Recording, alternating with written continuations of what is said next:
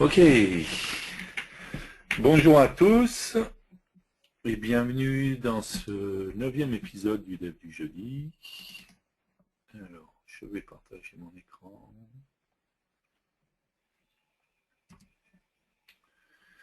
Hop, c'est parti. Ok, donc le Dev du jeudi, saison 3, épisode 9. Aujourd'hui, on va voir encore des nouvelles choses et on va faire une application météo. Donc on va voir comment interagir avec certains services web. On verra d'autres choses aussi. Un rappel de l'agenda pour les prochains épisodes. Donc la semaine prochaine, on sera à l'épisode 10. Il nous reste 3 épisodes après celui d'aujourd'hui. On fera une appli de gestion de contact. Ensuite, le 6 mars, l'épisode 11, on fera une application lecteur de flux RSS. Et le 13 mars, épisode 12, on terminera avec l'application Le Dev du jeudi. Donc la semaine prochaine, on parlera de base de données dans l'application de gestion de contact. On parlera de SQLite, d'interbase. Voilà, puis d'autres choses aussi, bien entendu. Ok. N'oubliez pas, sur Twitter, vous pouvez communiquer avec le hashtag le dev du jeudi, donc n'hésitez pas à le faire. Vous pouvez retrouver les différentes vidéos sur le site web, sur la chaîne YouTube, youtube.com/le dev du jeudi. N'hésitez pas à y aller. N'hésitez pas à vous abonner également. Voilà, donc vous retrouverez les différents épisodes des semaines précédentes et à chaque fois que ce soir, vous retrouverez également l'épisode d'aujourd'hui. D'accord, donc n'hésitez pas à y aller, n'hésitez pas à vous abonner. Vous êtes déjà pas mal à être abonné. Il y a beaucoup de vues. On est, en revérifiant hier, j'ai remarqué qu'on était à 17 500 vues, donc ce qui est pas mal.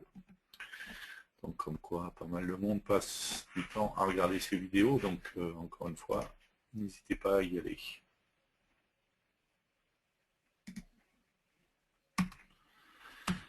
Les offres en cours, je rappelle que jusqu'au 31 mars, il y a différentes offres. La première, 50% de remise sur les packs add-on mobile pour les éditions professionnelles de Delphi et C++ Builder. Donc encore une fois, un petit rappel. Donc je rappelle aujourd'hui que lorsque vous achetez les produits, vous pouvez acheter soit le bundle RAD Studio, c'est un bundle qui regroupe Delphi, C++ Builder, HTML5 Builder. Si vous achetez le bundle RAD Studio, même à partir de la version professionnelle, vous avez accès au développement mobile. D'accord. Par contre, si vous achetez Delphi ou C++ Builder tout seul, dans les versions professionnelles, vous n'avez pas le développement mobile. Donc soit vous passez sur une version entreprise pour avoir le développement mobile, soit vous avez possibilité d'acheter un pack add-on mobile pour les éditions professionnelles de Delphi, C++ Builder. Pardon. Et dans ce cas-là, vous aurez accès au développement mobile directement dans ces versions. Donc jusqu'au 31 mars, vous avez 50% sur ces packs add-on. Donc n'hésitez pas si vous souhaitez bénéficier de cette offre. Autre offre, encore une fois valable jusqu'au 31 mars. À partir du moment où vous achetez une X5, vous avez possibilité de bénéficier de différentes choses incluses dans un bonus pack. Vous allez trouver 3 parties. Un livre de Nikogis qui s'appelle Coder en Delphi, le livre dont on parle ici. Donc c'est un livre qui parle exclusivement de code, on ne va pas parler d'IHM, de composants, ce genre de choses, d'accord? On parle exclusivement de code Delphi. Bien entendu, c'est un livre qui est en anglais, c'est un e-book, donc c'est un PDF à récupérer.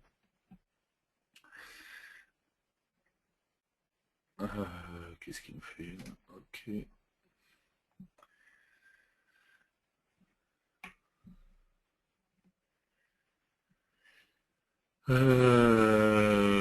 Donc c'est un livre en anglais, disponible donc directement. Je vous montrerai comment aller le récupérer, d'accord.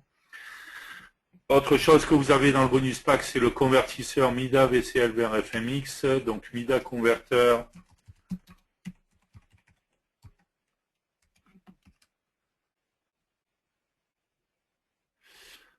MIDA converteur.com.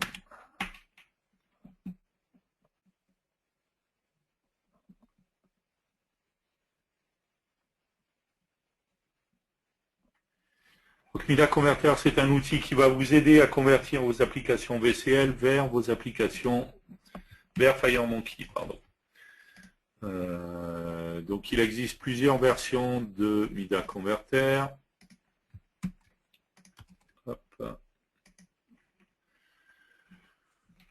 Vous, la version à laquelle vous avez droit, c'est la version basique qui va donc juste convertir les composants standards de la VCL pour les convertir dans leur correspondance en FireMonkey. Bien entendu, encore une fois, c'est pas l'outil ultime qui fait tout et tout seul. Hein. On clique et puis ça y est, j'ai une application mobile de mon application VCL, pas du tout. Ça saura convertir les composants standards et les composants où il y a une correspondance en FireMonkey. Mais si vous avez des composants spécifiques et tout ça, bien entendu, il ne saura pas les convertir, donc il y aura quand même du travail là-dessus. De la même manière, si vous faites appel à des API spécifiques Windows et tout ça, vous ne pourrez pas utiliser ça, bien entendu, sous Mac, sous iOS ou sous Android. Mais c'est un outil qui peut vous faire gagner du temps dans le cas où vous souhaiteriez convertir vos applications VCL vers FireMonkey. Donc, quand il aura fini avec ça. OK. Dernière partie dans le bonus pack, les packs de style premium, d'accord, donc des packs de style qui sont à récupérer. Pour récupérer toutes ces parties, vous devez vous rendre sur ce lien-là. Normalement, je crois que William vous l'a envoyé. Vous allez pouvoir récupérer les différentes parties, d'accord, donc pour le livre, ça va être ici. Alors, je le répète à chaque fois, avant vouloir aller récupérer ces parties-là, il faudra avoir installé et enregistré votre version X5, d'accord. Les packs de style, ça va être ici.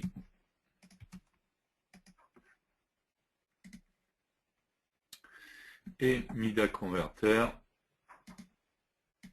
ça va être ici.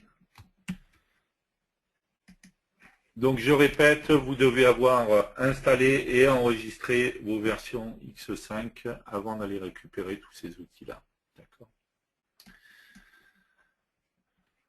Ces offres-là donc sont valables jusqu'au 31 mars, que ce soit la remise sur le pack, sur l'add-on mobile pour les versions professionnelles ou le fait de bénéficier du bonus pack dès que j'achète une version X5. Donc sur le bonus pack, peu importe la version qu'on ait, qu'elle soit pro, entreprise, et ainsi de suite, vous pouvez récupérer le bonus pack. Encore une fois, j'insiste bien, quand vous vous rendez ici, il faudra que vous ayez enregistré votre version de Delphi, ayez installé et enregistré.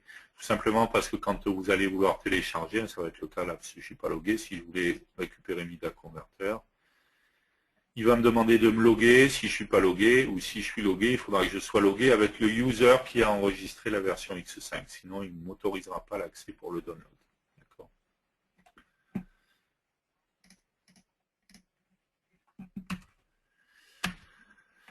Quelques liens. Je rappelle qu'il y a le séminaire en ligne CodeRedge C++, qui est un séminaire qui est exclusivement en anglais, qui est un séminaire online, hein, donc comme le dev du jeudi, mais par contre en anglais exclusivement, le 25 et le 26 février prochain, donc ça se rapproche.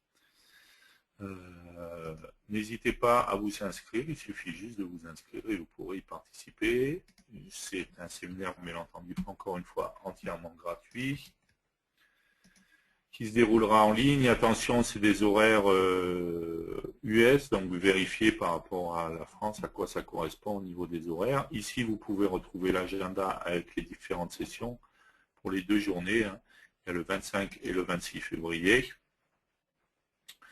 Donc n'hésitez pas à aller voir. Et ensuite, pour vous enregistrer, il faudra cliquer sur ce bouton ici. Et allez vous enregistrer directement. D'accord, 25 et 26 février prochain, c'est exclusivement sur C++ Builder, d'accord, c'est la même chose que s'il y avait eu CodeRage pour Delphi, ben c'est le même type de choses, mais dédié à C++ Builder. Bien entendu, on est d'accord que dès qu'on parlera de la partie mobile, étant donné que c'est C++ Builder, on ne parlera que d'iOS, on ne parlera pas d'Android, tout simplement, parce que pour le moment, il n'y a pas encore Android sur la partie C++ Builder.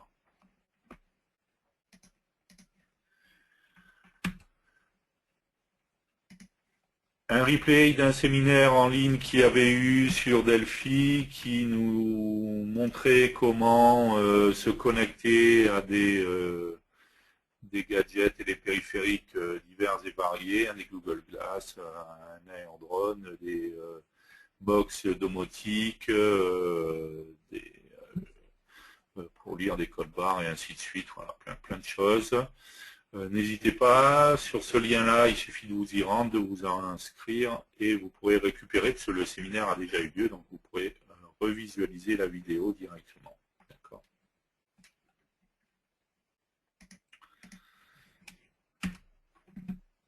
Un autre replay de séminaire qui a eu lieu il y a peu de temps, qui était un séminaire web en anglais, bien entendu, je ne l'ai pas dit dans celui d'avant sur les gadgets, mais on l'avait déjà dit à chaque fois, chaque semaine, c'est bien entendu un séminaire en anglais, comme sur le CodeRage pour C++, c'est un séminaire en anglais.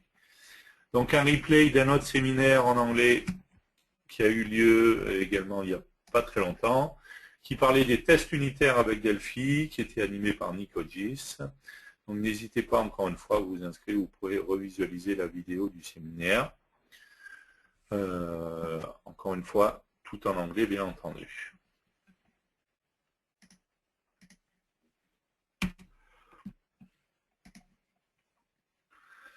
Un petit lien avec un code sympa de Sarina.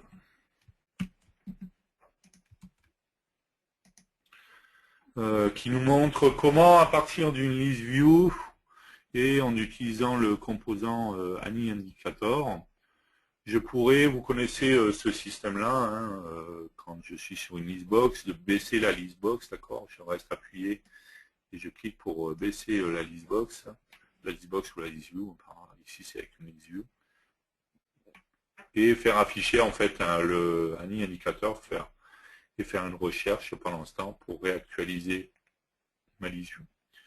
Voilà, donc elle explique comment on pourrait le faire, parce que ce n'est pas une fonction qui est inclue de base. Donc elle explique comment assez simplement on pourrait le faire et elle fournit directement, il y a une vidéo, il y a le code, donc n'hésitez pas à aller voir. Est-ce que j'ai envoyé le lien? Oui, c'est voilà, c'est une petite astuce sympa pour faire ce genre de fonctionnalité, donc n'hésitez pas à aller jeter un œil. Un autre code qui a été publié qui parle de base de données avec FireDAC et Interbase et comment paramétrer, comment faire dans son application pour qu'on puisse créer directement la base de données, d'accord, avec les tables et ainsi de suite. Voilà, donc ça permet d'avoir quelques astuces qui peuvent être intéressantes pour les chemins, comment faire, voilà, comment faire avec FireDAC pour que la base de données soit créée, même si elle n'existe pas du tout, d'accord. Pas que créer les tables, mais également créer le fichier base de données qui n'existe pas, d'accord. N'hésitez pas à aller jeter un œil sur ce code de Stephen Ball.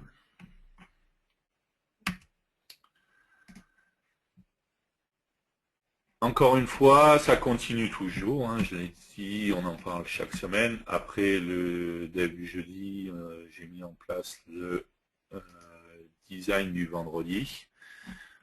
Donc tous les vendredis, un design d'application est publié, d'accord.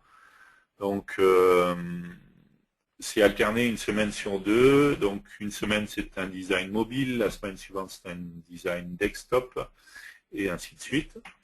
La semaine dernière c'était un design mobile, en l'occurrence c'est même un design que William a fait en fait. Donc le code a été publié ici. Donc à chaque fois le code source est bien entendu fourni. Je le répète à chaque fois, le but c'est pas de mettre des fonctionnalités d'une application, plus de mettre un design, une interface. Après, libre à vous de la réutiliser comme ça, de la modifier, de la faire évoluer, de voir ce qui a été utilisé, et ainsi de suite. D'accord? Donc on peut jeter un œil si vous voulez. Je n'avais pas lancé mon Delphi.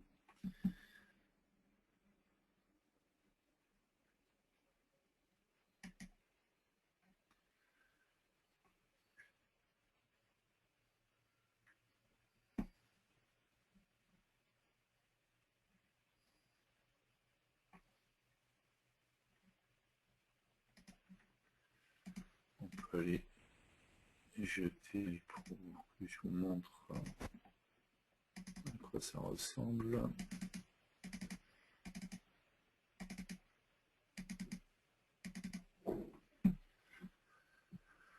Donc comme à chaque fois, le code est fourni, hein, le code source est fourni, vous avez accès à tout le code source, vous pouvez voir ce qui est utilisé comme animation, comme effet et autres.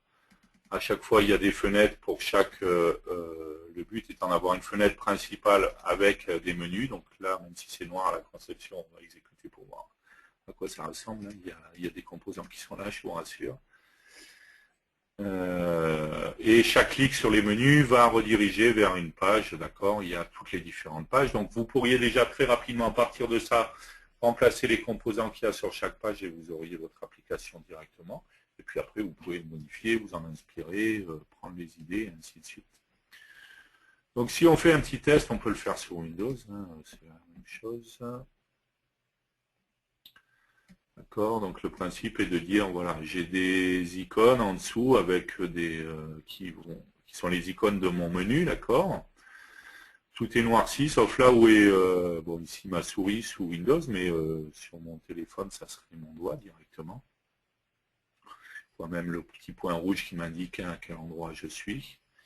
Et ensuite, il me suffit de cliquer directement et automatiquement, je lance, j'ai accès à la fenêtre concernée.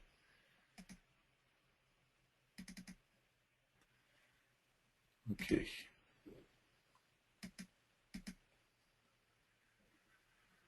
On peut tester sur mobile si vous voulez.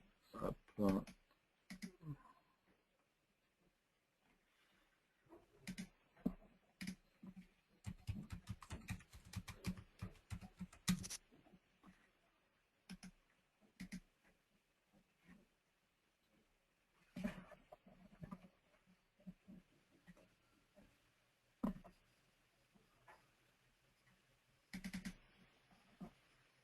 Ok.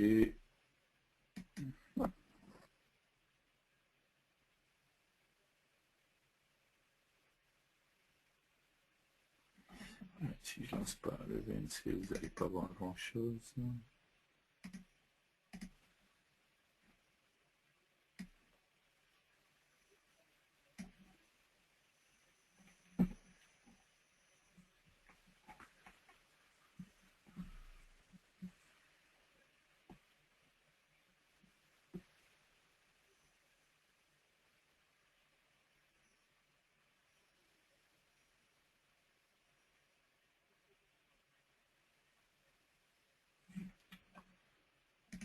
Qu'est-ce qu'il y a aujourd'hui?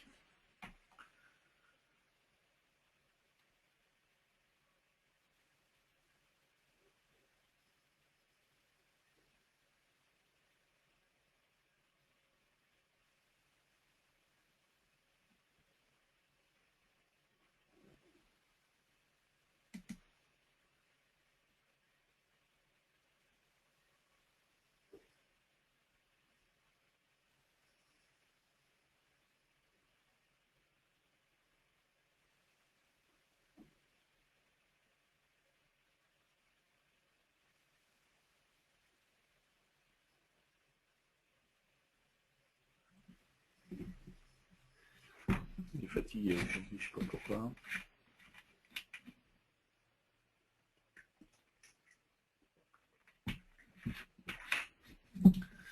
Ok. Donc on revoit bien mon interface. Je peux déplacer. Okay. Me positionner sur l'icône qui m'intéresse. Et ensuite, en cliquant, j'aurai bien accès à la fenêtre qui m'intéresse. Je peux refermer la fenêtre, après je peux redéplacer.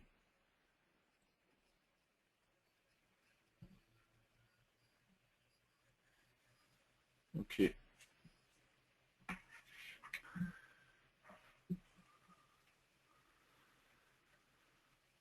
Donc voilà, donc c'est une application, c'est un design mobile, hein, encore une fois, je ne parle pas de réapplication à chaque fois avec le design du vendredi. Le design du vendredi, vous retrouvez ça sur mon blog tous les vendredis, d'accord? Donc demain, il y aura un nouveau design, et la semaine prochaine aussi, et ainsi de suite. Donc n'hésitez pas à aller voir, à chaque fois, vous avez les codes sources qui sont disponibles, donc n'hésitez pas à aller les récupérer.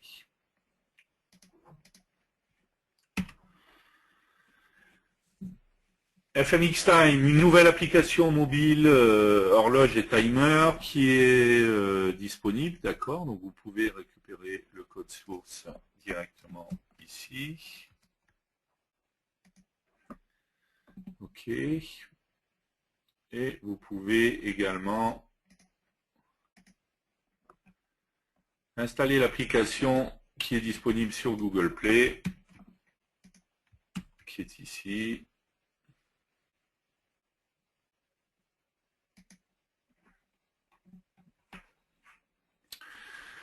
Ok, donc juste pour vous donner un aperçu sur à quoi ça ressemble. On avait vu ça dans l'épisode 1. Il y en a d'autres qui vont arriver, hein, bien entendu. Hop.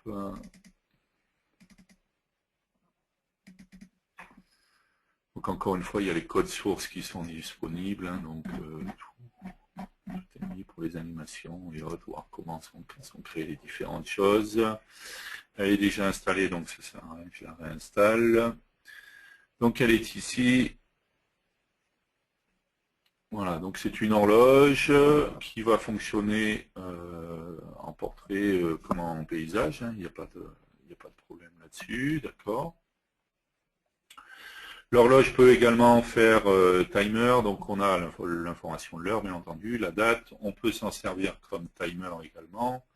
Alors du coup, je ne sais pas si vous voyez les animations de ça avec...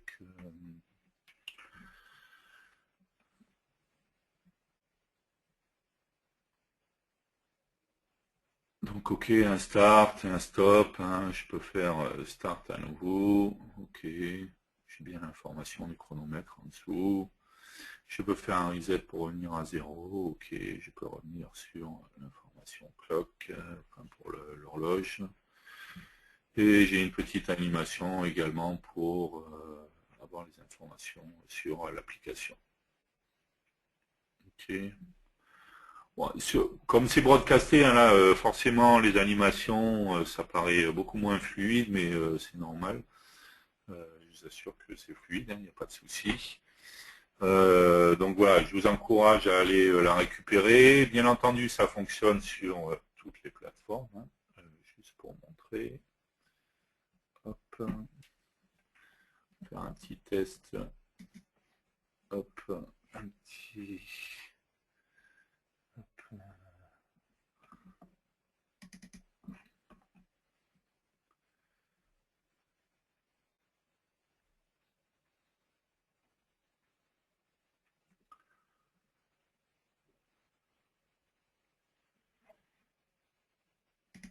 Ok, donc je suis sur l'iPad. Ok. FMX Time.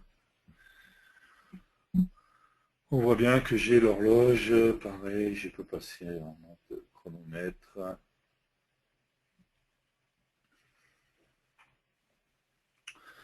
Donc elle n'est pas dispo sur l'Apple Store encore, hein, ça va venir, mais contrairement à Google Play, où alors c'est pas instantané sur Google Play, ça prend un petit moment quoi. Sur l'Apple Store, ça prend plus de temps, voilà. Donc comme le Rubik's Cube, quand elles seront disponibles, je vous le dirai de toute manière. D'accord, donc bien entendu le fonctionnement est le même, hein, que ce soit sur iOS ou sur Android. C'était juste pour montrer que ça fonctionne également à la fois sur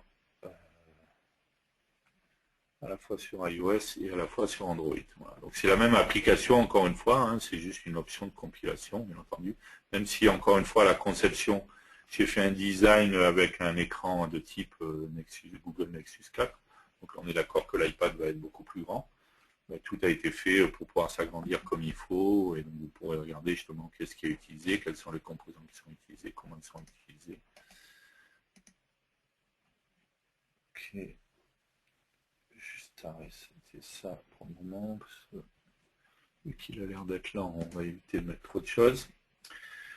Ok, donc n'hésitez pas, encore une fois, vous avez l'application est disponible sur Google Play, quand elle sera disponible sur l'Apple Store, je vous le dirai. Et le code source de l'application est disponible. Il y a d'autres applications qui vont arriver, ne vous inquiétez pas. Donc n'hésitez pas, encore une fois, à aller récupérer tout ça. C'est plein de codes sources que vous pouvez utiliser, vous inspirer pour vos applications. Et aussi, pour finir, juste un joyeux anniversaire à Delphi, puisque, un petit rappel, Delphi a été lancé le 14 février 1995. Il a donc fêté ses 19 ans il y a quelques jours. Donc voilà, un joyeux anniversaire à Delphi qui est toujours là, toujours présent, continue d'exister. Et contrairement à ce qu'on a pu voir ou lire certaines fois, il ne va pas mourir, même si ça fait, allez, combien de temps 19 ans qu'on dit qu'il va mourir, quoi. Donc voilà, au passage, oui, petite remarque de William, c'était pas fait exprès, mais 19 ans et je suis sur la page 19. Ouais, c'était pas fait exprès en l'occurrence, mais c'est bien vu. Voilà, donc joyeux anniversaire à Delphi qui a fêté ses 19 ans. L'année prochaine, il en aura 20 et il est encore là et bien présent. Il est toujours présent, il va continuer d'être présent. Ok, on a terminé avec ça. On va regarder si vous avez quelques questions, si vous avez des questions par rapport à ce qu'on vient de voir là. Allez-y. Alors, bonjour. Petite info sympa, depuis l'update 2, le mode preview des applications mobiles, donc ça on a déjà parlé, le mode preview c'est le fait que maintenant quand on fait une application mobile on peut la tester en mode Windows. C'était déjà le cas avant, mais c'est vrai qu'on a un mode, alors là il y a un style, hein, donc, mais on a un mode qui va reprendre un peu le look mobile, quoi, qui est disponible. Donc c'est Paul Todd qui fait cette remarque là. Donc petite info sympa, depuis l'update de mode preview des applications mobiles, il est possible de compiler l'application sous Windows et cela fonctionne avec X5 Starter. Il est donc possible de tester sous Windows les applis mobiles en version Starter. D'accord. Donc on est d'accord que vous pourrez juste tester sous Windows, puisqu'on l'a bien dit. Il faudra être en version entreprise pour avoir le développement mobile sur les différentes versions. D'accord. Et ça peut être une manière, voilà, de tester en version Windows.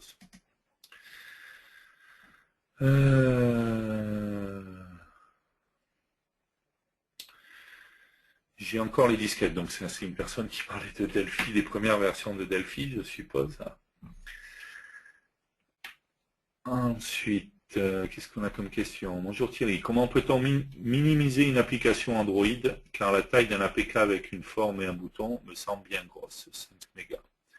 Encore une fois, c'est toujours la même chose. Comment ça s'appelle? La taille initiale, puisqu'il y a tout le framework FireMonkey qui est intégré dans l'application. C'est la même chose sous Windows. Hein. Si je fais une application Windows juste avec une fenêtre et un bouton, je vais peut-être trouver que l'application est un peu grosse, même sous Windows, d'accord. Par contre, si je rajoute 100 ou 150 fenêtres, ben, la taille va augmenter très faiblement, en fait. D'accord. C'est pas progressif, c'est pas exponentiel à chaque fois que je rajoute une fenêtre. Simplement, à la base, il y a tout le framework qui est intégré, c'est ce qui fait que l'application est un peu grosse. Donc non, désolé, il n'y a pas de manière de minimiser la taille de l'application, de l'APK Android. Encore une fois, parce que tout le framework FireMonkey est intégré.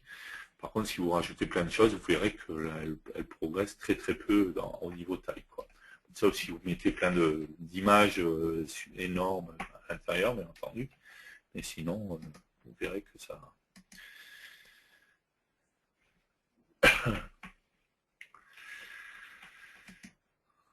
Ensuite, est-il prévu de pouvoir créer une APK sans l'installer? Alors, c'est une bonne question, en fait. Je ne sais pas si on en a déjà dû en parler, en fait, je pense. Mais si je prends si je crée une application mobile FireMonkey, ok, je vais enregistrer ça.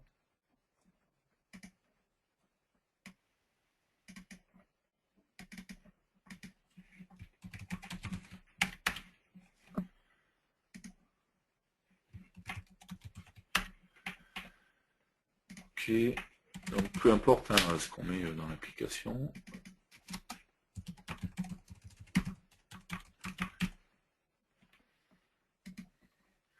Donc on l'a dit, hein, j'ai possibilité de tester en mode Windows, hein, d'accord. Bon, ça je peux compiler, ok, je peux exécuter. Très bien, jusque-là, pas de souci. Par contre, si je veux créer mon APK, parce que là la question c'est par rapport à Android, mais ça serait la même chose en fait sur iOS.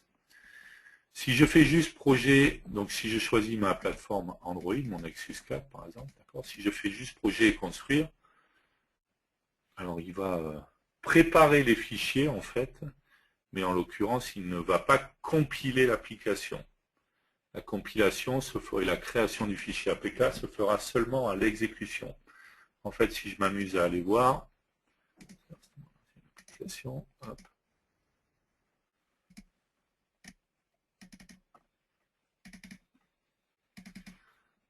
Ok, on voit Android, des bugs. Ici, j'ai mes fichiers qui sont prêts, d'accord, pour créer mon application. Mais à aucun moment, en fait, j'ai mon fichier APK. Pour avoir mon fichier APK, en fait, il va falloir que j'exécute mon application, d'accord. Donc là, si je l'exécute sur mon téléphone,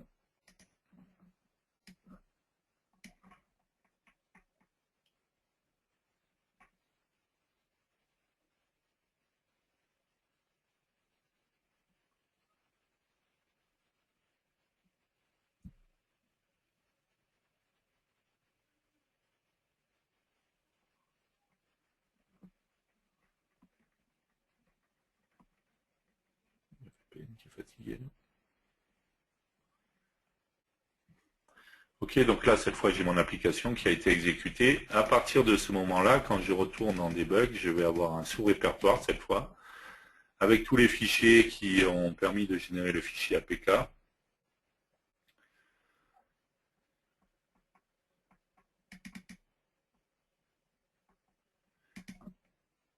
Et ici, on va retrouver le fichier .apk. D'accord. Donc cette fois, on va retrouver le fichier APK, mais c'est seulement une fois que je vais exécuter. Alors la solution, ça serait de l'exécuter sur l'émulateur, d'accord, pour qu'il me crée mon application également. On peut très bien également lui dire que l'émulateur n'est pas lancé, donc logiquement, il devrait me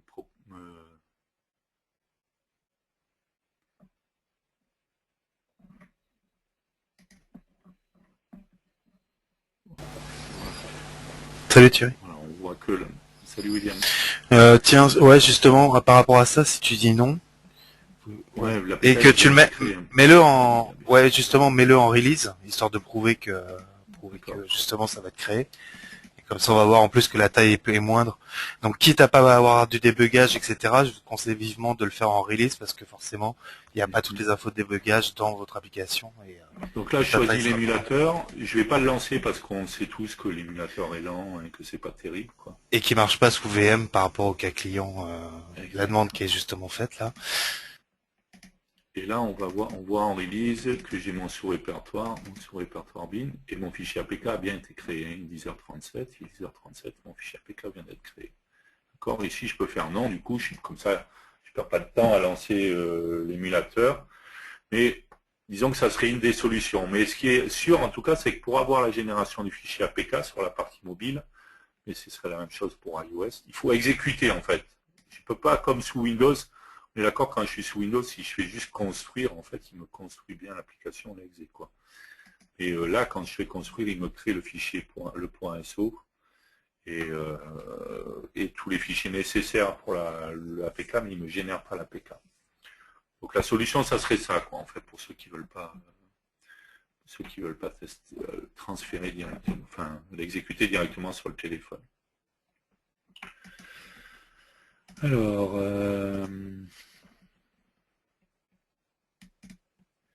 y a plein d'autres questions du coup. Alors, que conseillez-vous comme plateforme pour avoir une application mobile avec une base de données sécurisée? La solution, ça serait éventuellement Interbase en fait, puisque une des options d'Interbase, c'est la possibilité justement de crypter la base de données. Donc voilà, ça fait partie justement des plus d'Interbase par rapport à d'autres bases, comme SQLite par exemple, quoi. Et si vous voulez une application mobile avec une base sécurisée, avec une version d'Interbase, alors il y a deux versions dans Interbase, hein. Il y a deux versions, c'est plus de deux versions, mais hop, si je retourne ici.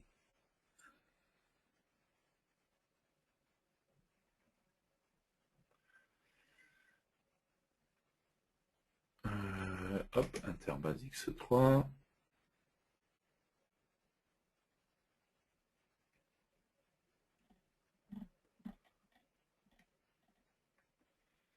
Ici, je vais avoir l'édition.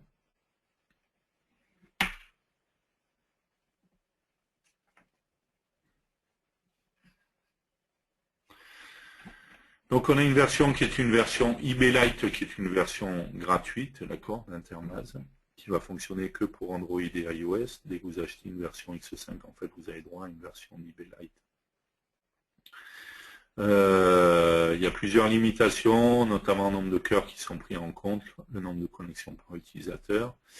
Et on se rend compte qu'on n'a pas possibilité de crypter la base de données. D'accord. On est également limité dans la taille de base de données, 100 mégas. Ceci dit, bon, quand on est en environnement mobile, 100 mégas, ça commence déjà à faire pas mal. Et donc, il faudra partir sur une version Interbase to go, qui elle est payante par contre. Et parmi les options, vous avez la possibilité de crypter la base de données. Vous n'êtes plus limité dans la taille non plus de la base de données. Voilà. Donc, si vous voulez une base de données cryptée en local sur votre mobile, c'est ce que je vous conseillerais en fait. Alors, comment peut-on exécuter une application mobile FMX sur OS X? Donc, on ne peut pas le faire, hein, c'est pas prévu pour. Encore une fois, le mode Windows qui est là, c'est vraiment un mode de dépannage, d'accord, pour tester sans avoir besoin de transférer sur le téléphone. On est d'accord que si ça concerne les fonctionnalités du téléphone, il faudra transférer sur le téléphone. Hein. Sur la version Windows, je ne peux pas passer un appel, je ne peux pas utiliser le vibreur ou ce genre de choses, d'accord. Il y a plein de choses que je ne peux pas faire. Accéder à la librairie et autres.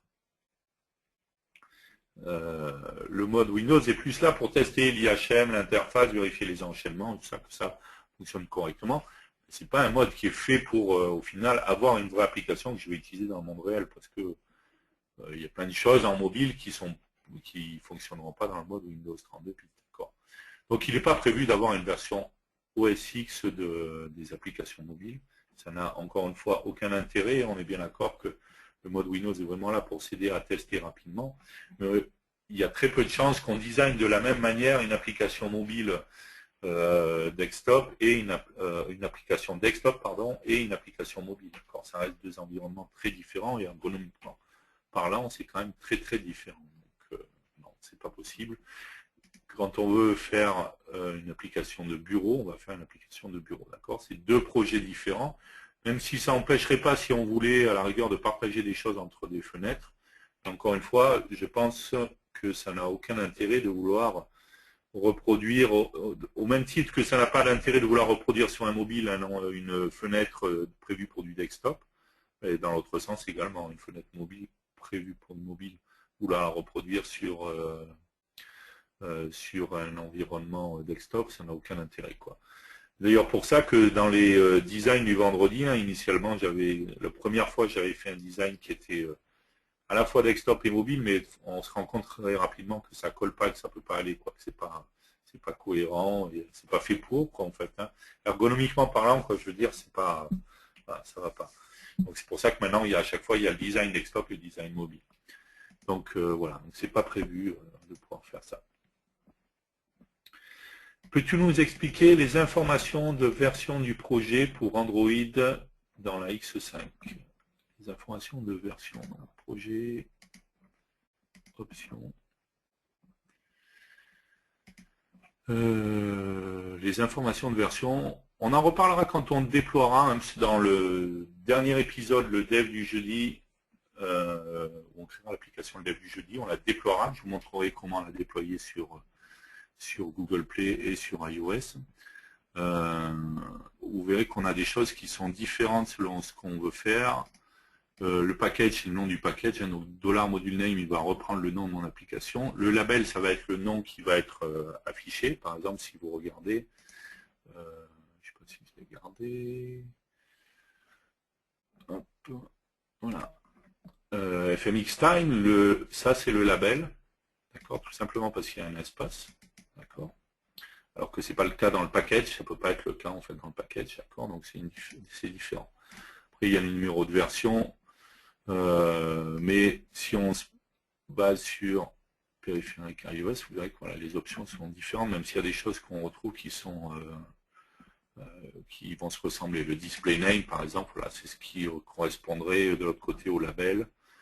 Voilà, donc il y a différentes choses. Je ne parle pas du numéro de version qui sont là, ça c'est le numéro de version classique.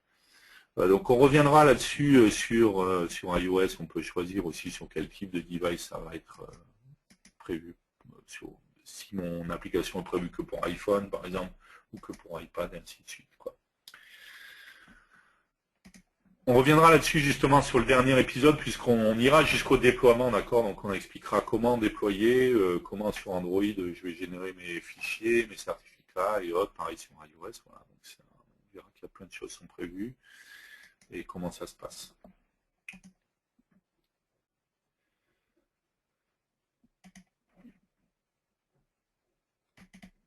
Alors, ok, il y avait des choses, des questions, après c'était lié à ce dont on a répondu par rapport à l'émulateur pour générer le fichier APK.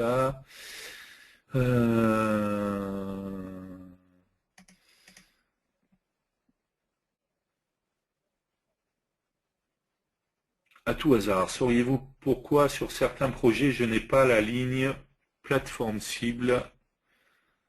Du coup, je n'ai pas le choix sur la plateforme de destination. J'ai ce problème sur tous les exemples de X6. Ce qui serait intéressant de savoir, c'est sur quelle version de Delphi vous êtes, Pro, entreprise, ainsi de suite. Est-ce que vous êtes bien en FireMonkey? On est d'accord que, et encore que j'aurais quand même plateforme, puisque j'aurais, si je fais une application fiche VCL, si j'aurais quand même plateforme aussi, parce que je peux avoir Win32 et Win64.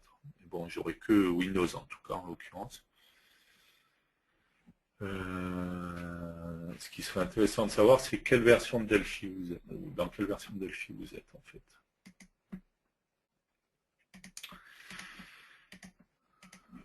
Ok.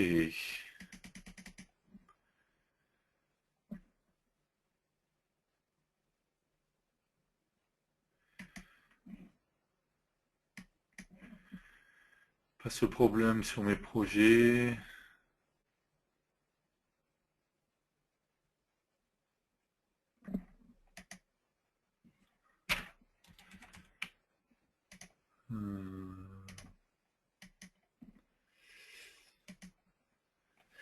La personne qui répond justement précise pas ce problème, qu'elle n'a pas ce problème sur ses projets, mais qu'elle l'a principalement sur les exemples fournis avec X5.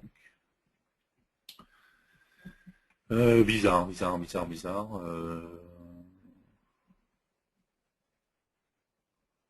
Les exemples mobiles.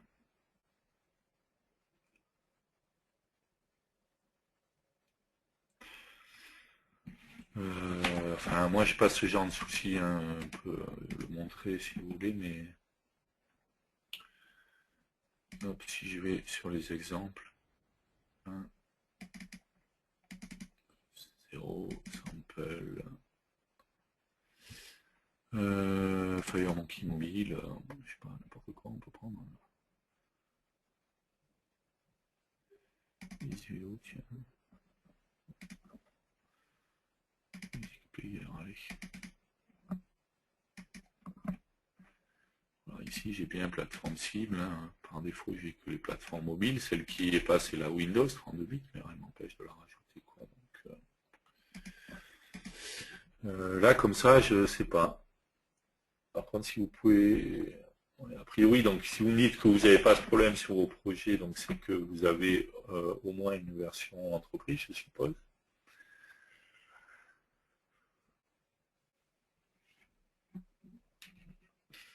Là comme ça je sais pas, c'est bizarre.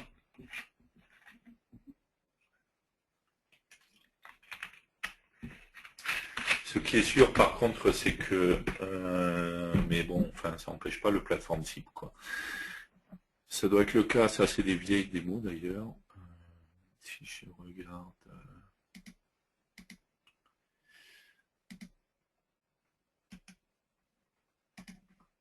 sur le projet, voilà. Si je prends cette application là, que je rajoute la plateforme Windows 32 bits, d'accord, si j'exécute l'application en Windows 32 bits,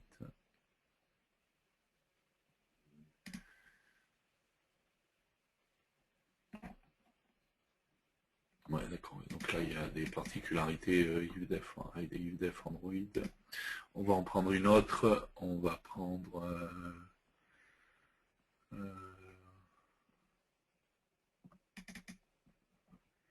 on va prendre ça. Ça doit être pas mal. Ok, ouais, ça doit être bon. Donc là, je vais juste vérifier quelque chose. Ok. Donc ici, je vais rajouter la plateforme Windows 32 bits. Sélectionner, ok. Si j'exécute mon application en environnement Windows, on se rend compte que contrairement à ce qu'on avait dit sur le mobile preview, d'accord, que j'ai pas du tout une prévisualisation de type mobile, quoi, en fait. Hein. J'ai ce qui existait dans la X5 avant qu'il y ait le mobile preview. Je rappelle que c'est apparu à partir de l'update 2 de la X5, d'accord, le mobile preview. C'est ce qui fait que si j'ai des exemples qui sont d'avant, en fait, il me manque une unité tout simplement dans le projet qui fait que je n'ai pas cette prévisualisation. En fait, si je vais dans le source du projet, alors si je crée un nouveau projet, en fait, je vais me rendre compte, je reviendrai cette appli après, si je crée une nouvelle application, que je vais dans le source du projet, on va voir que, voilà, j'ai dans les uses du projet, j'ai un fmx.mobile preview. D'accord. Mais forcément, si je suis sur une ancienne démo, qui était avant l'update 2, c'est le cas de la plupart des samples qui sont fournis, forcément cette unité elle n'y est pas, donc il faut que j'aille dans le source. Ça peut être le cas aussi si vous avez migré des applications. Ça. Il faut aller dans le source et rajouter tout simplement dans l'uses du projet fmx.mobile preview. D'accord. Et une fois que vous allez faire ça, si je réexécute cette fois, on est bien en plateforme Windows 32 bits, on voit cette fois que je retrouve du coup le look type mobile dans mon application Windows. D'accord. Encore une fois, hein, si je ne l'ai pas, ce qui est le cas des anciennes applications ou des applications que vous auriez migrées, on voit que le look n'est pas du tout pareil. D'accord. Surtout sur les boutons et tout ça. Voilà. Donc pensez à ça si vous migrez, mais encore une fois, ça ne change rien en plateforme cible. Hein. C'est pas par rapport à la question d'avant. J'ai un peu de mal à savoir pourquoi ça vient, de quoi vient le problème. Mais si vous avez des soucis quand vous voulez exécuter en mode Windows 32 bits et que vous trouvez que vous n'avez pas le look style mobile, pensez à ce uses dans le projet. Voilà. Là, on voit bien qu'on a bien le look. Non.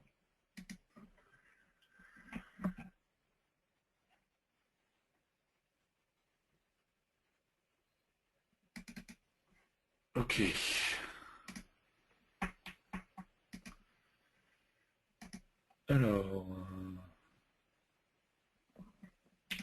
Est-ce qu'il y a d'autres questions? J'ai des problèmes de rafraîchissement d'écran de l'EDI lors de la conception d'une application. Y a-t-il une spécificité pour la machine de conception? Donc oui, on retrouve ça dans le datasheet Delphi. Delphi ou RadStudio aussi, hein, pour les retrouver. Si vous allez tout en bas, vous allez voir les exigences pour la machine de développement, d'accord, et pour le déploiement, ce qui est pris en charge, d'accord. Donc, quelle version d'OS, quelle quantité de mémoire, ainsi de suite. N'hésitez pas à aller voir. Je tenterai de tout réinstaller en laissant toutes les options. Donc ouais, c'est peut-être ça, peut-être que. Enfin, ce qui est bizarre, c'est que dans certains cas, vous l'avez, c'est la personne, pardon, je n'explique pas, qui a les problèmes avec la plateforme cible qui n'apparaît pas. Donc oui, il faudrait déjà tester en mettant bien toutes les options et en vérifiant après. Ok, est-ce que vous avez d'autres questions? Alors, une autre question.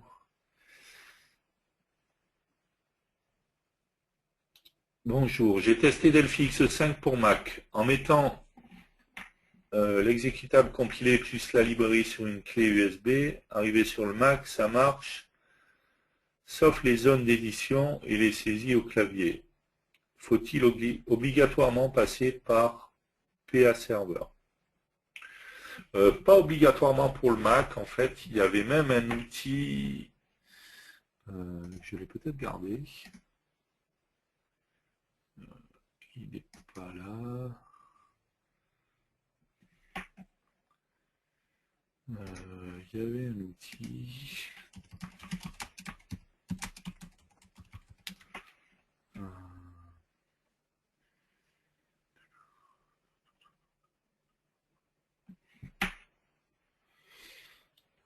J'essaie de retrouver le nom. C'était un outil Delphi OS X Builder. On va vous trouver ça.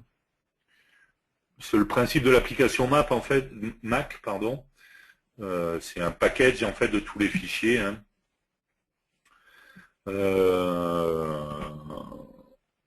Donc il y avait un outil qui avait été fait qu'on pouvait récupérer, qui permettait justement de packager tout ça.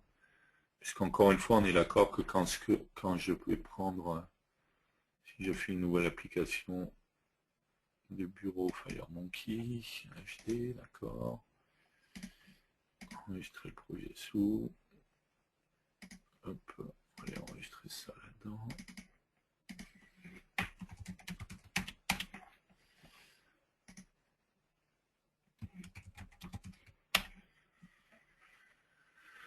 On est d'accord que quand je construis mon application pour Windows, ça va me créer mon exe. Par contre, si je rajoute OS X, si je construis encore une fois,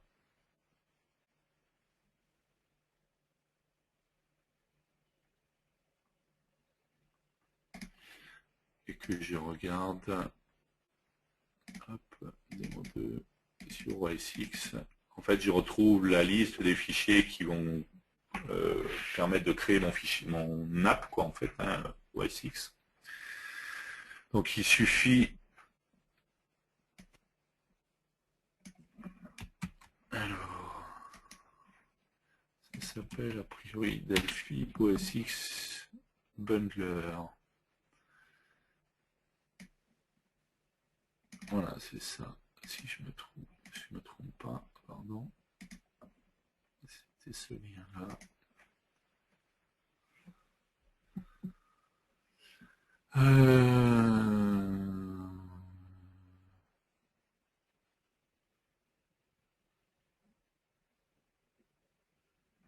OS X Bundler.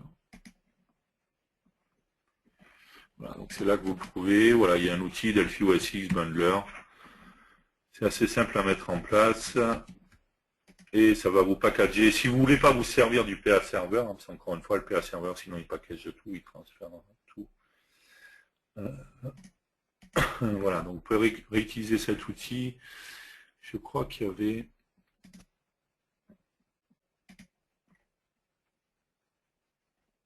Voilà, là, il y a les explications. Hop.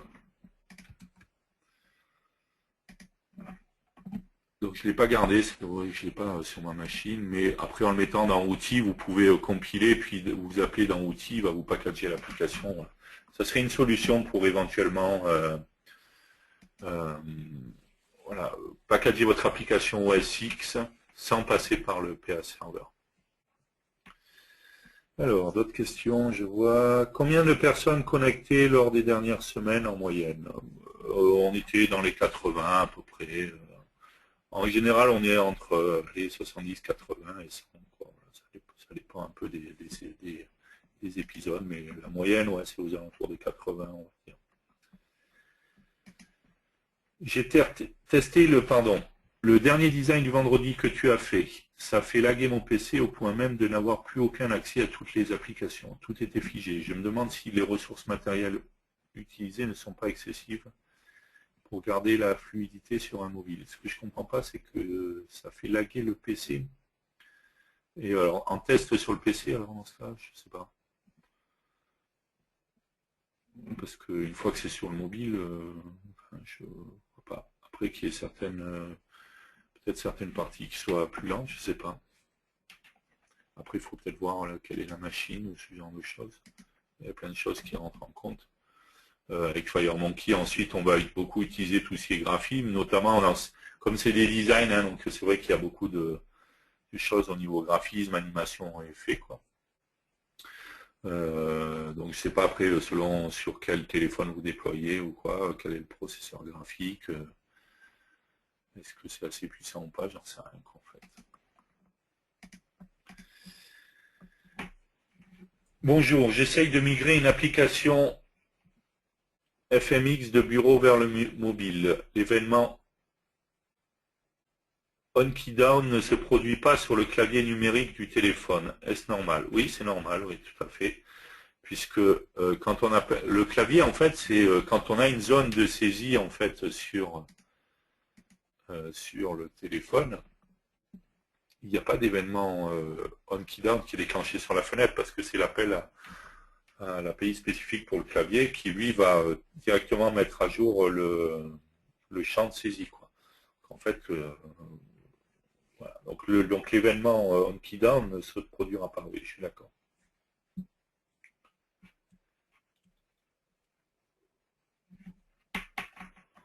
C'est un fonctionnement normal en tout cas.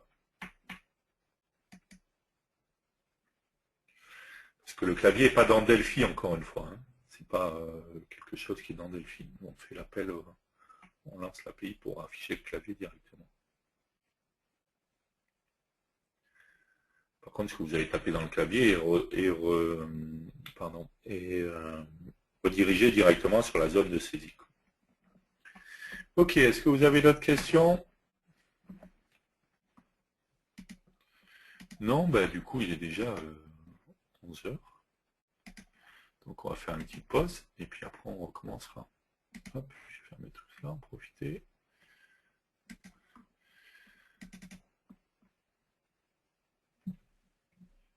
Ok, petite pause de quelques minutes et puis on se retrouve voilà, dans quelques minutes. Juste le temps d'aller faire un petit pipi, remplir sa tasse de café. Et puis à tout de suite.